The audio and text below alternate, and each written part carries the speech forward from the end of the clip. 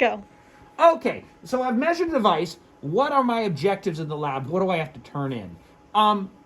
You're going to measure multiple pieces of gear, and you're going to play with the knobs and play with the measurement settings till you get the coolest possible traces you can, and you're going to turn them in. It's just exploratory. It's audio nerdery.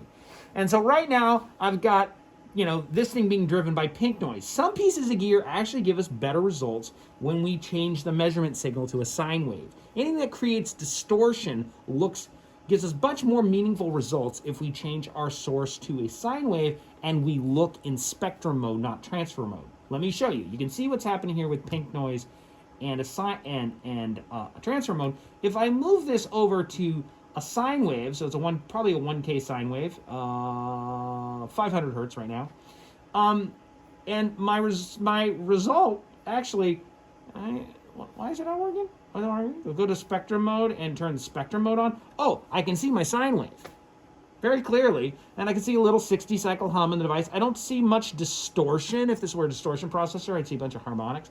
This isn't very useful. This is not really telling me very much. In fact, I'm trying to figure out why it's not even giving me data in transfer mode. Is it? I can help. Can you help? Yeah, it's because in transfer mode, you're looking at all the different frequencies, and if you're only giving it one frequency to look at, then it's not going to give you a curve because you're only seeing it in one spot. Right. So technically the transfer curve should just be at 1K. Yep. That makes total sense. So anyway, you need pink noise or some sort of broadband source for transfer curve. So anyway, you please play with, for each device you test, both the sine wave and the pink. And then when you got something that's meaningful, take a trace out of it. And your goal is to name your trace, your first name, device name. And also, go into the accompanying Canvas assignment and enter. It's not a lot of work, just enter your observations. Say, I measured this piece of gear, it was in this configuration, I used a sine wave, or I did this, and this is what I found interesting. So there's just a couple quick questions that for you to test the gear. Now, you're doing more than one gear. You're doing 5 pieces of gear total. And and at least one of those pieces of gear, I believe, needs to be a Pro Tools plugin, and that of course will be the next video on how to do that. But don't forget to reset the system delay as soon as you get down to this pod down here, the guitar. That's digital, so it's gonna have latency. As soon as you go in and out of Pro Tools, you're gonna have latency, so don't forget to mess with system delay.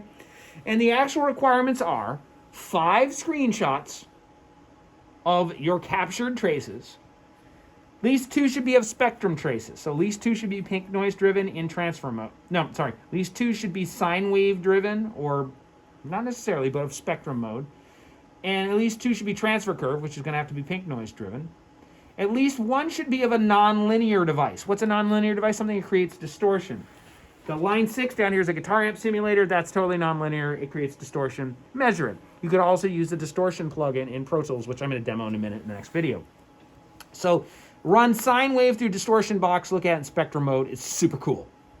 At least one of your traces should be of a filter, like I just did, and that's going to need to be a pink noise sourced. And at least one of all these screenshots should be of a Pro Tools plugin. And of course, go into Canvas and take your notes and jot them down about what you saw. So it's pretty exploratory and pretty cool, right? We'll go on to the next video.